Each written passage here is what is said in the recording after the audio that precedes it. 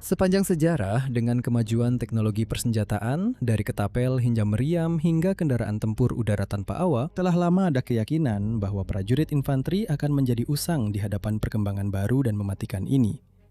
Namun, berkali-kali, prajurit infanteri telah gugur seiring dengan dorongan untuk mengembangkan senjata baru yang juga terus memberinya kemampuan untuk tetap relevan, bahkan di medan perang abad ke-21 yang berteknologi tinggi. Dalam setiap konflik selalu ada senjata yang mengubah cara infanteri menghadapi musuh, dan Perang Dunia Kedua menyaksikan salah satu yang paling menonjol dalam hal ini. Senapan M1 Garand, Amerika Serikat. M1 sebagian besar telah menjadi simbol Perang Amerika di darat.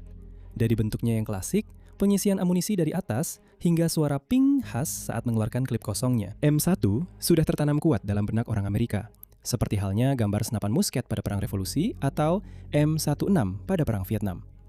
Namun yang membuat M1 menjadi senjata yang begitu kuat dan abadi adalah tingkat tembakannya yang tinggi dibandingkan senjata serupa yang digunakan oleh tentara lain pada masanya. Karena M1 adalah senapan tempur semi-otomatis pertama di dunia yang digunakan secara luas, memberikan prajurit infanteri ISS tingkat tembakan yang jauh lebih tinggi dan menjadi cikal bakal senjata modern saat ini. Dalam episode ini, kita akan mengeksplorasi perkembangan senjata revolusioner ini, menelusuri perannya dalam Perang Dunia Kedua dan seterusnya, serta membahas warisannya. Selamat datang di Wars of the World.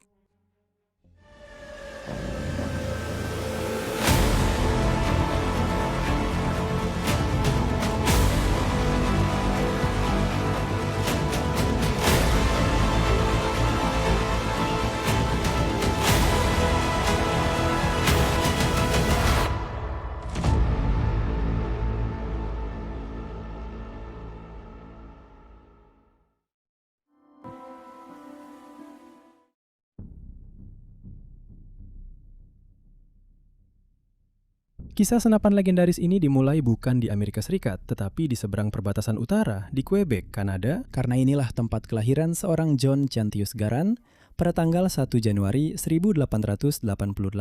Tak lama setelah itu, Garand muda segera bekerja di beberapa pabrik tekstil dan pabrik di mana ia menekuni pekerjaannya sebagai juru mesin. Akhirnya, ia tiba di Rhode Island dan bekerja di sebuah pabrik alat. Dan pengalaman ini pada akhirnya memicu imajinasi Garand muda yang ambisius, karena ia segera memikirkan cara-cara baru untuk membuat mesin bekerja. Dengan pecahnya perang besar, seperti banyak calon penemu lainnya, ia segera mulai memikirkan senjata-senjata baru untuk medan perang dan mengembangkan desain senapan mesin ringan yang sepenuhnya otomatis. Meskipun senjata tersebut ditolak oleh militer Amerika Serikat untuk diproduksi secara massal, desain inovatifnya membuat Garand menarik perhatian otoritas Amerika Serikat. Dan tak lama kemudian, ia ditawari posisi pemerintah di National Bureau of Standards, badan pemerintah ASEC yang bertanggung jawab untuk menjaga sistem pengukuran universal di Amerika Serikat. Tak lama kemudian, ia akhirnya dipindahkan ke Springfield Armory. Disinilah ia terlibat dalam proyek baru yang bertujuan untuk meningkatkan laju tembakan yang tersedia bagi prajurit infanteri biasa. Ini sama sekali bukan konsep baru dan telah menjadi tujuan para pembuat senjata sejak tahun 1836 ketika pembuat senjata Johann Nikolaus von Dreyse membuat senapan baru yang ditujukan untuk digunakan oleh tentara Prusia yang akan secara radikal mengubah desain senjata infanteri selama 100 tahun berikutnya. Dikenal sebagai senapan jarum Dreyse, senjata ini secara tampak luar mirip dengan senapan isian moncong sebelumnya yang merupakan standar di sebagian besar tentara pada masa itu, namun berbeda dalam hal tertentu. Senjata ini menggunakan bolt yang dioperasikan oleh pengguna untuk memasukkan peluru baru ke dalam ruang peluru di bagian belakang laras dan juga mengeluarkan selongsong yang sudah terpakai setelah ditembakkan. Dibandingkan dengan senjata isian moncong yang lebih tua, sistem aksi baut ini memungkinkan laju tembakan yang jauh lebih tinggi, sekitar 6 peluru per menit. Setelah manfaat dari senapan aksi baut disadari, setiap kekuatan besar di dunia segera mulai memproduksi senapan mereka sendiri, dan senapan aksi baut akan mendominasi medan perang hingga jauh ke abad ke-20. Banyak dari senjata ini, seperti Lee Enfield 303 dari Inggris, M1903 Springfield dari Amerika, Gewehr 98 dari Jerman, dan Mosin Nagant dari Rusia. Masing-masing mencapai status yang hampir legendaris di negara mereka sendiri. Namun, setelah hampir 1 abad, hanya sedikit peningkatan dalam kemampuan, khususnya pada kecepatan tembak senjata-senjata ini, karena dibatasi oleh seberapa cepat prajurit yang mengoperasikannya dapat menggerakkan mekanisme pengisian ulang. Hal ini menjadi hambatan serius dalam perang besar, karena senapan mesin menjadi faktor utama di medan perang. Mampu menyemburkan rentetan peluru ke area yang luas, senapan mesin untungnya merupakan senjata yang berat dan kompleks.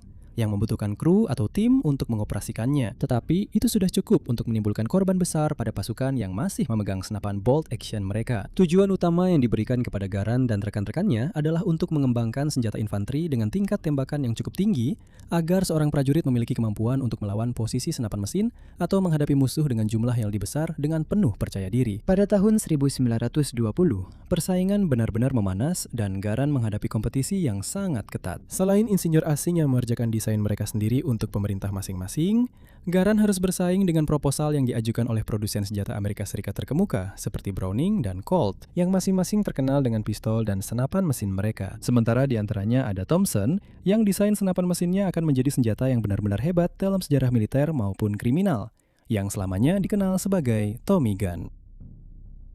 Namun, selain persaingan yang menjadi masalah terbesarnya, Garand justru menemukan bahwa pelanggan utamanya, militer Amerika Serikat, ternyata menjadi sumber sakit kepala terbesarnya dalam mengembangkan senapan yang bisa menembak lebih cepat. Sepanjang tahun 1920-an, dia mendapati dirinya harus mengubah desainnya karena Angkatan Darat Amerika Serikat beberapa kali mengubah spesifikasi mereka. Militer AS mengakhiri Perang Besar masih dilengkapi dengan M1903 Springfield Bolt Action dan M1917 Enfield, masing-masing menggunakan peluru kaliber 3006 standar saat itu, yang setara dengan 63 mm.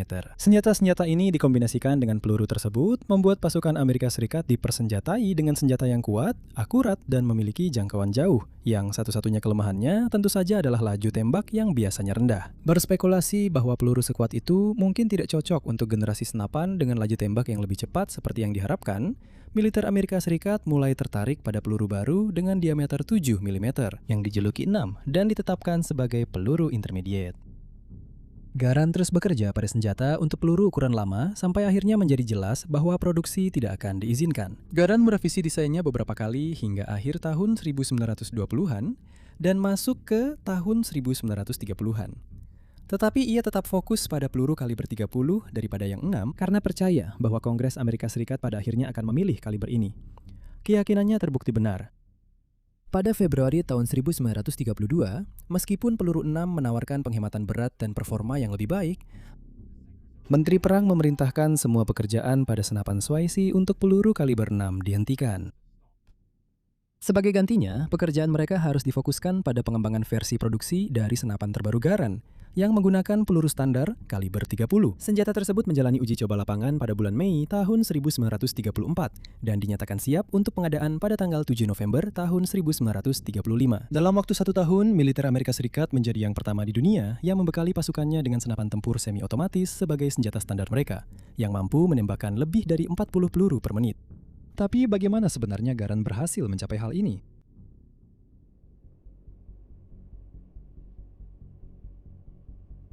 Secara teknis, Garand tidak hanya merancang satu senapan semi-otomatis untuk Amerika Serikat, tetapi 2. Versi layanan asli dari yang kemudian dikenal sebagai senapan M1 Garand menggunakan sistem gas yang rumit dengan melibatkan perangkap gas khusus pada perpanjangan moncong. Namun, sistem ini kemudian dihapus pada pertengahan tahun 1940, digantikan oleh pot gas yang lebih sederhana dengan cara dibor. Desain baru ini kemudian dipasang ulang pada senapan-senapan lama sehingga satu desain dasar diadopsi di seluruh persenjataan Amerika Serikat. Pada kedua sistem tersebut, gas yang mengembang dari peluru yang ditembakkan dialihkan ke dalam silinder gas. Di sini, gas tersebut bertemu dengan piston langkah panjang yang terhubung ke batang pengoperasian yang didorong ke belakang oleh tekanan tinggi dari gas tersebut. Kemudian, batang pengoperasian menggerakkan baut berputar di dalam rumah senapan.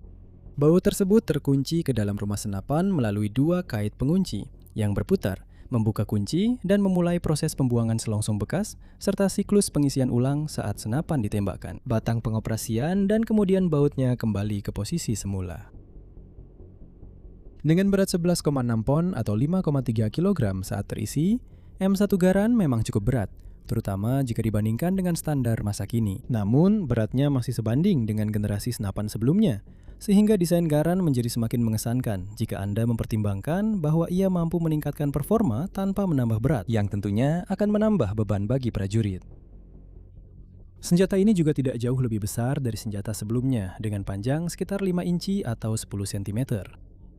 Bahkan, senjata ini 8 cm lebih pendek dibandingkan M1917 Enfield sebelumnya. Mungkin bagian paling khas dari M1 adalah clip-on block berisi 8 peluru. Hal ini membuat M1 menjadi salah satu pengecualian dibandingkan senapan lain pada masa itu, atau bahkan dalam beberapa dekade setelahnya. Karena sebagian besar perusahaan senjata yang mencoba membuat senapan semi-otomatis mereka sendiri memilih menggunakan magazine kotak, di mana peluru disimpan sebelum dimasukkan ke dalam senapan, siap untuk ditembakkan. Keputusan Garand untuk mengadopsi desain seperti itu berasal dari militer Amerika Serikat, yang menetapkan selama fase pengembangan bahwa desain magazine kotak sebaiknya dihindari jika memungkinkan. Karena diyakini bahwa magazine seperti itu rentan terhadap kerusakan atau masuknya kotoran, yang dapat menyebabkan macet pada saat-saat krusial selama pertempuran dan juga membuat penanganannya saat dalam posisi tiarap menjadi lebih canggung. Desain klip seringkali memakan waktu lebih lama untuk dirakit, tetapi untungnya rantai logistik Amerika yang sangat kuat berarti biasanya ada banyak klip yang sudah terisi, siap tersedia untuk pasukan garis depan. Ketika peluru terakhir ditembakkan dan klip terlontar dari senapan, itu disertai dengan suara ping yang sangat khas, yang sejak itu menjadi salah satu suara paling dikenal dari perang tersebut. Namun suara ini juga memunculkan klaim bahwa beberapa pasukan Amerika Serikat tewas karena musuh mereka tahu bahwa mereka telah menghabiskan peluru terakhir setelah mendengar suara klip M1 yang terlontar. Namun tidak ada kasus yang terdokumentasi tentang tentara Amerika atau sekutu yang menggunakan senjata tersebut terbunuh atau terluka dalam situasi seperti itu. Karena pasukan jarang bertempur sendirian, ini berarti ada kemungkinan besar bahwa seseorang di dalam peleton siap menembak saat seorang prajurit perlu mengisi ulang senjatanya. Selain itu, medan perang hampir tidak pernah cukup tenang untuk mendengar suara ping dari jarak jauh. Tampaknya kekhawatiran ini lebih mungkin muncul dari tempat yang jauh dari lokasi pertempuran sebenarnya. Melengkapi paket M1 adalah sebuah perlengkapan tambahan yang dimaksudkan sebagai upaya terakhir, yaitu bayonet yang dipasang tetap. Sudah menjadi praktik standar bagi senapan tempur untuk memiliki dudukan bayonet, untuk digunakan ketika pertempuran menjadi sangat dekat hingga bisa meludahi musuh. Dalam situasi seperti ini, senapan dengan bayonet menjadi lebih mirip seperti tombak pertempuran. M1 awal sering dipasangi bayonet. M1 905 yang dikembangkan untuk generasi senapan sebelumnya dengan bilah sepanjang 16 inci atau 51 cm. Namun, setelah Perang Dunia Kedua pecah, dirasa bahwa ukuran ini terlalu besar untuk jenis pertempuran yang terjadi, terutama di ruang sempit pertempuran hutan di kawasan Pasifik. Oleh karena itu, versi yang dipendekkan dengan panjang 10 inci atau 25 cm diproduksi dan banyak bilah lama yang dipotong agar sesuai dengan ukuran baru demi mempercepat pengiriman ke unit garis depan.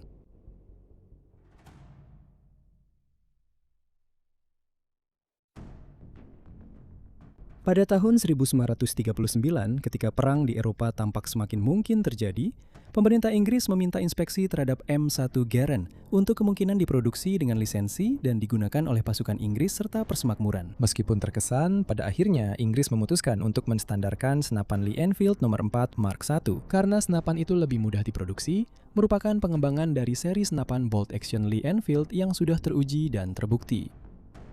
Pada saat Amerika Serikat memasuki perang, M1 sudah hampir sepenuhnya mendominasi persenjataan AS Serikat, dan banyak kekurangannya telah diperbaiki. Namun demikian, pada saat serangan terhadap Pearl Harbor, banyak senapan aksi baut lama masih digunakan secara luas. Saat hujan kehancuran turun dari pesawat-pesawat Jepang, personel militer Amerika Serikat menyerbu loker senjata mereka untuk mencari apapun yang bisa digunakan menembak para penyerang mereka. Dan ini termasuk sekitar 15.000 M1 Garand yang digunakan di antara pasukan yang ditempatkan di Hawaii pada pagi Desember yang sejuk itu. Hari berikutnya, datanglah ujian sesungguhnya bagi senapan itu, saat Jepang mendaratkan pasukannya secara besar-besaran di Filipina. Di sini, senjata itu tampaknya mengesankan semua orang dan bukan hanya para operator Amerika. Karena seperti yang dikatakan dalam salah satu laporan Jepang, menggambarkan pertempuran dengan pasukan Amerika, kutip, bagaimana Amerika Serikat bisa membekali setiap prajurit infanteri dengan senapan mesin, tutup kutip. Faktanya, Jepang begitu terkesan dengan M1 Garand sehingga mereka mulai mempelajari contoh-contoh yang berhasil mereka tangkap dengan harapan bisa memproduksi sendiri dan kemudian menyempurnakan desainnya. Hasilnya adalah senapan Jepang tipe 4 yang menggunakan banyak bagian dalam dari M1. Namun, mereka menghilangkan clip and block dan menggantinya dengan magazine internal berkapasitas 10 peluru yang menggunakan peluru standar Jepang 7,7 x 58 mm Arisaka. Dibandingkan dengan pendahulunya dari IS, tipe 4 memiliki dimensi yang kurang lebih sama, tetapi jangkauannya sedikit lebih pendek. Untungnya bagi sekutu, Jepang hanya mampu memproduksi sekitar 50 senjata ini sebelum perang berakhir, sehingga senjata ini tidak lebih dari sekedar catatan kaki dalam sejarah perang Jepang. Namun, secara ironis, stok surplus M1 Garand justru membantu membentuk pasukan bela diri Jepang setelah perang. Debu tempur M1 di Eropa terjadi pada tanggal 19 Agustus 1942 saat serangan Dieppe yang bernasib buruk. Ditujukan untuk menenangkan tuntutan pemimpin Soviet Josip Stalin atas pembukaan front kedua di Eropa. Sekarang setelah Amerika Serikat ikut perang, serangan Dieppe sebagian besar melibatkan pasukan Kanada, tetapi juga melibatkan sekitar 50 Ranger Angkatan Darat Amerika Serikat. Banyak di antaranya dipersenjatai dengan M1. Serangan itu pada akhirnya menjadi bencana, meskipun pasukan SAS dikenal mampu membuktikan diri mereka dengan senapan semi-otomatis mereka selama pertempuran. Lonjakan jumlah militer Amerika Serikat pada tahun 1942 membuat senapan generasi lama belum bisa ditarik sepenuhnya karena memang tidak cukup M1 Garand untuk dibagikan, bahkan dengan penyesuaian ulang kompleks industri Amerika Serikat untuk memproduksi senjata perang. Banyak unit AS masih menggunakan M1903 hingga tahun 1944. Dan bukan hal yang aneh jika tim penembak dibentuk dengan menggunakan campuran senapan bolt action lama dan Garand semi-otomatis yang lebih baru. Situasi ini makin diperparah oleh fakta bahwa negara-negara sekutu mulai menuntut senjata baru tersebut, terutama ketika Jerman mulai memproduksi senjata seperti STG-44 yang merupakan senapan serbu sejati pertama di dunia. Akibatnya, unit garis depan tentu saja diprioritaskan dalam pengiriman senjata baru. Sementara unit sekunder, seperti polisi militer dan insinyur, harus tetap bertugas dengan senjata mereka yang sudah tua dari era Perang Dunia Pertama. Meskipun senjata ini umumnya cukup disukai, M1 memiliki satu kelemahan yang cukup menyakitkan dan sering menjebak para prajurit yang tidak waspada, sehingga mereka mengalami cedera yang kemudian dikenal sebagai M1 thumb. Cedera ini terjadi akibat baut senjata yang menutup dengan kecepatan luar biasa dan menghantam ibu jari pengguna ke bagian penerima senjata, mengakibatkan lepuhan darah berbentuk bulan sabit yang cukup parah di bawah kuku ibu jari pengguna, yang bahkan bisa membuat kuku tersebut retak atau tergores. Seiring perang yang terus berlangsung, muncul permintaan untuk versi M1 Garand yang dipendekkan, terutama dari kru tank yang ingin membawanya di dalam kendaraan mereka untuk melawan infanteri atau menerobos keluar dari tank yang rusak. M1 yang dipendekkan juga dianggap cocok untuk digunakan dalam pertempuran hutan lebat pada kampanye lompat pulau di Pasifik atau di Asia. Dua variasi dibuat untuk memenuhi kebutuhan ini, yaitu M1E5 dengan laras panjang 18 inci, dan popor lipat dari logam, dan yang satunya lagi adalah T26 yang memiliki laras 18 inci tetapi dengan popor kayu standar. Sementara T26 sempat menjalani uji coba tempur di Filipina pada tahun 1945. Tidak satupun dari keduanya yang secara resmi diadopsi. Meskipun setelah perang, sejumlah M1 standar telah dimodifikasi ke standar ini, baik untuk sipil maupun beberapa klien tidak resmi. Dengan akurasi dan daya hentinya, M1 Garand pada akhirnya digunakan sebagai senapan penembak jitu. Disebut sebagai M1C oleh Angkatan Darat Amerika Serikat dan kemudian sebagai MC-52 oleh Korps Marinir Amerika Serikat. Ketersediaan generasi senapan sebelumnya untuk peran tersebut membuat varian penembak jitu dari senapan Garand hanya digunakan secara terbatas sebelum tahun 1945. Namun, senapan ini tetap digunakan hingga periode pasca perang dan masih digunakan oleh beberapa tim penembak jitu marinir pada paruh pertama Perang Vietnam di pertengahan tahun 1960-an. Pengembangan varian penembak jitu terhambat oleh sifat pengisian dari atas pada senapan ini, yang tidak mungkin dilakukan jika ada teropong penembak jitu yang menghalangi posisi tersebut. Pada akhirnya, diputuskan bahwa solusi terbaik adalah memasang teleskop di sisi kiri receiver, sehingga fungsi normal senapan tidak terpengaruh. Hal ini memerlukan bantalan pipi dari kulit yang ditambahkan pada popor agar posisi wajah penembak saat membidik menjadi tepat. Namun, hal ini tidak dianggap sebagai kekurangan serius bagi operator yang terlatih dan berpengalaman. Seperti kebanyakan penembak jitu saat mereka memasuki medan perang. Teropong yang awalnya dipilih untuk senapan ini adalah Lyman Company M18. M1 yang didasarkan pada teleskop berburu skala cuaca Alaskan versi komersial. Teleskop ini memiliki pembesaran 2,2 kali dan menggunakan retikel garis silang.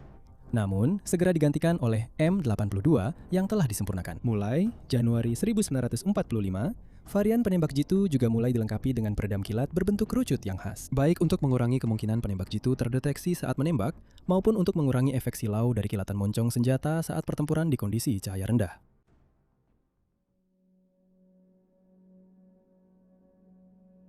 Produksi M1 Garand tidak berakhir setelah kemenangan atas kekuatan poros dan terus berlanjut hingga unit terakhir dirakit di Springfield Armory pada awal tahun 1957. Lebih dari 5,4 juta senapan M1 telah dibuat, Dan selain itu, senapan ini juga memengaruhi sejumlah senjata yang muncul setelahnya. Menyadari hal itu, senapan medan perang kembali mengalami kemajuan dengan diperkenalkannya senapan serbu seperti AK-47 Soviet awal dan padanannya di Eropa, yaitu FN Val Belgia yang luar biasa. Upaya dilakukan untuk meningkatkan M1. Dan hal ini menghasilkan M14. Senapan M14 pada dasarnya adalah M1 Garand yang telah ditingkatkan dengan mode otomatis dan semi-otomatis yang dapat dipilih, serta menggunakan magazin kotak berisi 20 peluru. Dari segi amunisi, senjata ini menggunakan peluru 7,62x 51 mm yang saat itu sedang distandarisasi oleh tentara NATO. Di Italia, produsen Italia Beretta memperoleh peralatan untuk membuat M1 dari perusahaan Winchester, yang sebelumnya dilibatkan untuk membantu produksi selama masa perang. Beretta juga mulai mengerjakan pengembangan mereka sendiri terhadap M1 versi dasar, yang menghasilkan senapan BM59 yang memiliki kemiripan kuat dengan M14. Seiring M1 Garand asli mulai dipensiunkan dari layanan garis depan Amerika Serikat, ratusan ribu diantaranya didistribusikan ke tentara-tentara yang dibantu oleh Amerika Serikat, terutama dalam perjuangan melawan penyebaran komunisme pasca perang yang dipimpin oleh Uni Soviet. Hampir setiap konflik besar dalam 2 dekade setelah Perang Dunia Kedua menampilkan M1 dan turunannya dalam satu bentuk atau lainnya. Bahkan meskipun beberapa contohnya kini sudah berusia lebih dari 70 tahun, M1 masih terus digunakan dalam pertempuran di negara-negara dunia ketiga, termasuk oleh kelompok pemberontak yang bertindak melawan Amerika Serikat selama konflik di Afghanistan dan Irak. Tidak heran, oleh karena itu setelah Perang Dunia Kedua, Jenderal George S. Patton dengan yakin mengatakan bahwa menurut pendapatnya, M1 Garand adalah, kutip, alat tempur terhebat yang pernah diciptakan.